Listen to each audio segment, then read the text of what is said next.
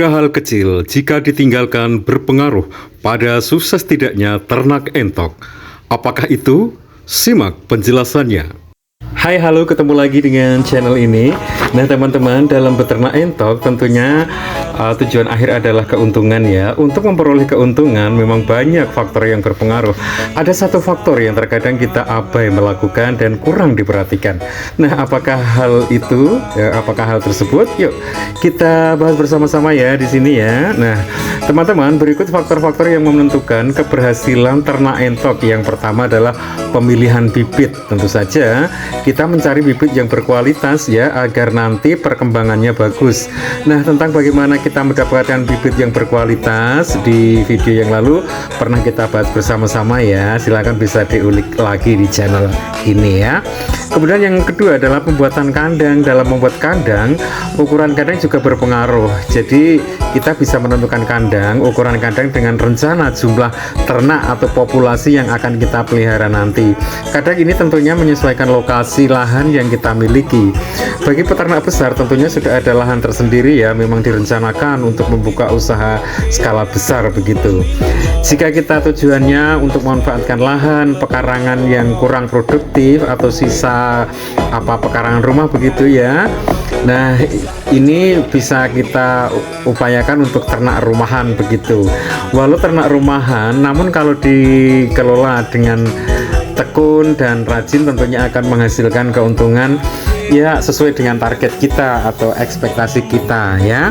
Nah teman-teman, dari literasi yang saya dapatkan rata-rata memang ternak entok itu masih dilakukan skala rumahan di masyarakat kita, karena ternak entok ini memiliki kekhasan sendiri ya, yang menyatu dengan kultur masyarakat kita yang unik ya, dan berbau agak tradisi begitu, dimana masyarakat kita itu senang ya memelihara hewan unggas di sekitaran rumah ya, terlebih lagi di lingkungan pedesaan. Nah, hal ini secara kultur budaya menjadi ciri khas masyarakat agraris ya di sekitar kita. Di daerah perkotaan pun juga banyak yang kita temukan peternakan skala rumahan. Tapi tentu saja kalau di kota memang banyak hal yang perlu dipertimbangkan dalam kandang ya, karena padatnya penduduk juga keterbatasan lahan dan lokasi. Ini tentu diperlukan kebijaksanaan kita ya jika melakukan usaha ternak di perkotaan terkait dengan kenyamanan masyarakat atau warga setempat. Nah, yang ketiga yaitu manajemen pakan. Faktor ini sangat krusial ya, karena nanti akan berpengaruh pada tingkat keberhasilan dan juga manajemen biaya. Nah, hal yang selalu kita inginkan adalah pakan irit, entok sehat, gemuk dan cepat panen ya dengan biaya murah tentunya ya. Nah teman-teman, untuk manajemen pakan ini banyak sekali postingan-postingan di sosmed atau di YouTube ini, kita bisa belajar dari sana, dan juga mungkin kita juga bisa sharing dengan teman-teman peternak ya, teman-teman kita. Nah, selanjutnya bagaimana agar irit pakan dan hemat biaya? Nah, kita juga bisa mencari pakan-pakan yang tentunya biayanya murah, dengan baik itu pakan baku maupun alternatif. Nah, di video lalu sudah pernah kita bahas juga ya, silahkan bisa diulik lagi, dibuka lagi channel ini ya. Kemudian yang keempat adalah perawatan ternak. Nah, sebagai peternak hal ini mutlak kita lakukan ya teman-teman. Nah, berbagai macam pengetahuan bagaimana cara merawat entok dari kecil sampai dewasa, kita juga bisa belajar dari konten-konten medsos, atau mungkin kita juga berguru dari teman-teman kita peternak senior begitu ya, karena masing-masing peternak itu mempunyai pengalaman dan trik sendiri yang tentunya berbeda dengan satu peternak lain ya. Nah, bisa saling tukar pengalaman begitu. Kemudian selanjutnya yang kelima adalah pasca panen atau penjualan. Nah teman-teman, setelah kita panen baik DOD maupun entok dewasa, terkadang ada peternak yang masih kebingungan ya untuk menjual hasil ternaknya dengan harga yang diharapkan memberikan keuntungan ya. Tak sedikit ya ketika menjual hasil ternaknya itu peternak merasa rugi setelah dikalkulasi dengan biaya ternak sebelumnya karena harganya rendah gitu ya. Nah, next time kita akan bahas bersama ya tentang bagaimana cara kita menjual ataupun memasarkan hasil ternak kita yang tetap menguntungkan gitu ya.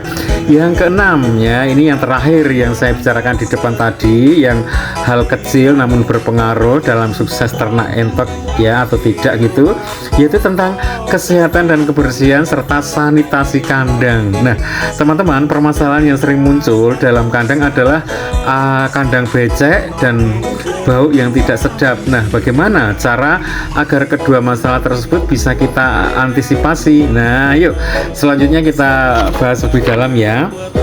Dan pembahasan saya ini bukan berarti saya kok menggurui teman-teman, itu enggak. Jadi ini ya berdasar pengalaman saya dan rutinitas yang saya lakukan, dimana saya dulu juga belajar dari teman-teman sesama peternak entok maksudnya ya, dan juga baca-baca literasi serta menyimak channel-channel di YouTube seperti itu. Nah, teman-teman, kebersihan kandang dan sanitasi perlu kita lakukan rutin ya. Waktunya bisa menyesuaikan ketersediaan waktu dari teman-teman, menyesuaikan dengan kesibukan masing-masing. Namun boleh dibilang yang gimana, ini sangat perlu dan ya harus disempatkan, karena hal ini mencegah adanya virus patogen atau penyakit yang muncul ya. Karena terkadang virus atau penyakit yang muncul ini tak terduga ya waktunya, baik di ternak skala rumahan maupun yang besar ya, bisa penyakit yang sedikit ataupun mewabah begitu ya. Itu jadi harus kita antisipasi. Nah, adapun penyakit-penyakit yang sering muncul ya, misalnya penyakit dari akibat virus. Misalnya ada satu ini yang sangat mematikan, yaitu mata biru. Nah, penyakit paling mematikan ini mudah sekali perkembangannya dan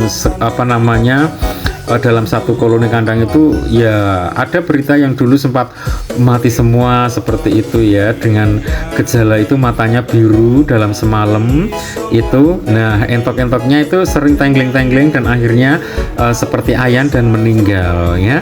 Kemudian yang kedua yaitu flu burung, avian flu ya, penyakit yang sangat menular dan mematikan, disebabkan oleh HND. Nah, itu dia.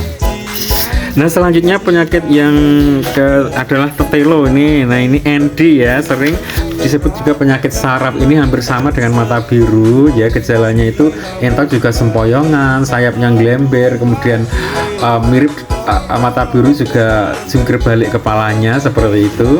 Kemudian ada penyakit akibat bakteri dan jamur ya, ada salmonellosis ya, disebabkan oleh bakteri Salmonella, gejalanya itu meliputi diare ya.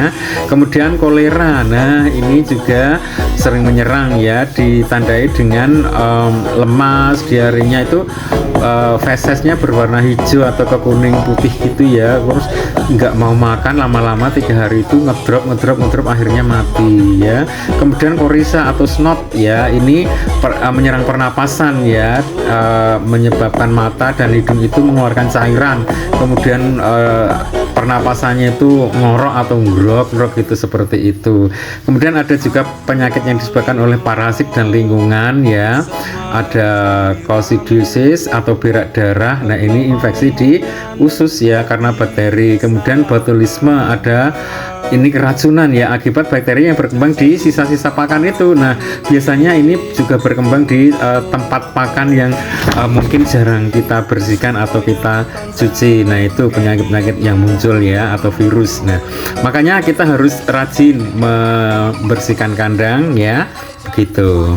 Nah, seperti yang sudah saya lakukan tadi ya, itu ya gimana ya, mau nggak mau saya juga harus membersihkan, menyapu baik dari kandang dalam maupun di luar ya, kan banyak kotorannya, ada bulu-bulunya juga, ada kotoran entok itu sendiri ya, supaya tidak becek. Dan juga nah ini kebetulan saya mudah mendapatkan sinar matahari, jadinya kandangnya relatif kering ya. Tapi kalau musim hujan memang ini ya berair, tapi saya buatkan agar sanitasinya saluran air begitu biar mudah hilang, mudah kering airnya, sehingga tanahnya tidak terlalu becek. Nah teman-teman, kebetulan kandang saya ini modelnya ada dua, jadi ada kandang yang tanah, kemudian ada yang di plaster. Nah untuk yang kandang di plaster ini saya lakukan pembersihan dengan saya guyur dulu ya.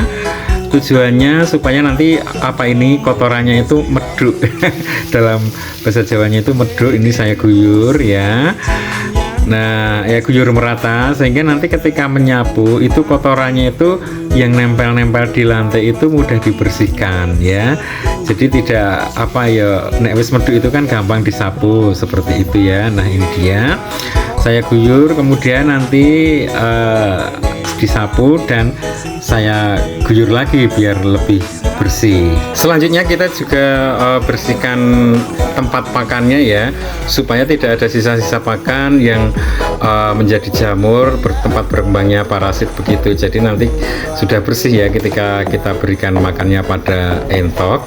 Nah selanjutnya kita bersihkan juga ya tempat mandinya. Jadi baknya itu kita bersihkan ya, karena bak ini kan dipakai mandi dan juga minum tiap harinya ya. Jadi tiap dibersihkan nanti kotor lagi, sorenya kita bersihkan, atau ya paginya kalau nggak sempat sore ya. Nah ini juga saya buatkan saluran pembuangan air sisanya. Jadi model sanitasinya seperti itu, saya buatkan selokan kecil gitu ya. Nanti kita alirkan ke parit gitu, paritnya itu langsung menuju sawah. Dan saya udah bilang ke yang punya sawah, malah seneng sekalian untuk rabuk, dan ternyata padinya itu subur-subur hijau banget gitu ya. Nah bak mandi itu kita bersihkan sampai bersih nanti, sehingga air minumnya kita ganti yang bersih, dan entoknya juga bisa mandi dengan air yang bersih.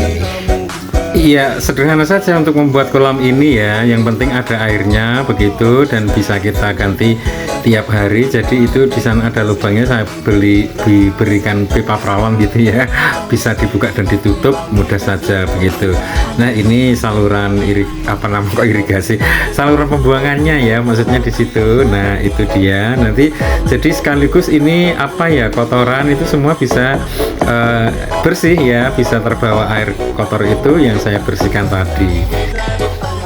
Nah langkah yang terakhir setelah bersih kandangnya ya, saya akan melakukan penyemprotan dengan disinfektan ke seluruh kandang. Nah tujuannya ini untuk mematikan virus-virus yang ada ya, dan juga bakteri-bakteri yang ada. Nah kita encerkan ya disinfektan ini, kemudian dengan 1 liter air itu hanya beberapa tetes saja.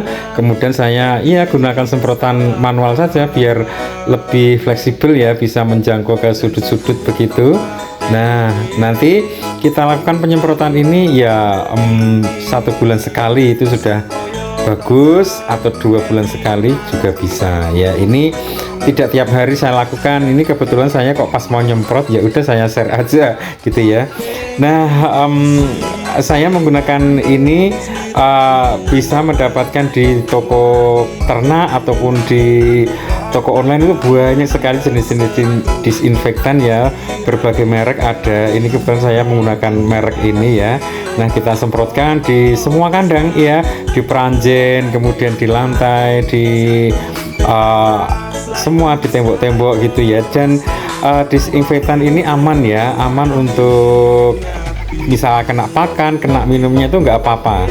Bahkan saya menyemprotkannya itu ketika masih ada pakannya itu juga nggak apa-apa ya. Aman, jadi aman, kita semprotkan itu sampai bersih. Nah selain disemprot juga ya usahakan kena sinar matahari dan sirkulasinya lancar seperti ini ya. Ini saya lakukan penyemprotan ketika pagi hari, jadi nanti ketika panas siang hari ya, virus itu kan akan bersih semuanya. Dan ini efektif ya, jenis disinfektan ini ketika kita semprotan dalam waktu 5 menit itu sudah mati virusnya ataupun virus-virus yang ada di sekitar kandang itu ya. Nah ini mudah sekali dan cukup terjangkau kok harganya ya, jadi bisa didapatkan di toko obat ataupun di toko online. Nah ini semua yang di dalam-dalam juga kita semprotkan, bahkan kena telur itu juga nggak apa-apa, telurnya tetap masih bisa menetas. Tapi ya jangan terlalu basah, artinya kalau cuma kena semburan kayak kabut-kabut itu sih nggak apa-apa gitu ya. Nah ini aman, jadi kena mata kita juga nggak apa-apa, jadi nggak terlalu yang seperti kalau kita pakai obat tanaman itu ya, itu yang berbahaya. Kalau disinfektan itu bagus, bahkan kan kita bisa cuci tangan dengan ini ya, bisa cuci tangan, bisa untuk mencuci alat-alat piring juga, seperti alat-alat makan kita maksudnya ya. Nah ini entok pun juga saya semprotkan ya, biar bulu-bulunya bersih, karena kadang kan virus ataupun bakteri itu juga ada di nempel di bulu-bulu ya. Jadi nggak apa-apa ini kena matanya, kena paruhnya, kena seluruh badannya, itu justru malah bagus, dan entoknya juga bersih dari virus ataupun dari bakteri. Nah ini salah satu trik ya. Jika kita membeli entok dari luar, sebelum dicampur dengan entok kita yang lama di kandang kita, terlebih dahulu dikarantina ya, dipisahkan dulu kandangnya agak jauh begitu, kemudian disemprot desinfektan ini. Nah kemudian nanti setelah 3 hari baru kita campurkan ke entok-entok kita yang sudah ada di dalam kandang kita. Jadi untuk mengantisipasi kalau entok baru itu mungkin kemungkinan membawa virus ataupun membawa bakteri, karena kan kita juga nggak tahu ya, ketika membeli di kandang sana, atau bahkan yang paling rawan itu kalau kita membeli di pasar, waduh itu harus kita jaga ya, kita sterilkan dulu, kita karantina, kita semprotkan dengan disinfektan itu. Oke, nah setelah kandang bersih, entoknya sudah makan ya, lahap, dan entoknya juga sehat, dan ini terus saya umbar. Tadi waktu membersihkan kandang gimana, entoknya kok sepi? Iya, waktunya tadi entoknya saya umbar di luar, saya jauhkan dulu biar tidak ngeributi kan kalau dibersihkan ini. Nah kebetulan sekitar saya itu ada tempat umbaran ya, jadi bisa saya lepas gitu ya, di pinggir kandang, pinggir sungai, pinggir sawah gitu itu. Oke teman-teman, sampai di sini dulu ya. Terima kasih semuanya sudah menyimak, kita sempat ya bercanda ngobrol gitu ya. Makasih sudah menyimak, semoga bermanfaat. Sampai ketemu, sehat selalu, salam sukses ternak entok.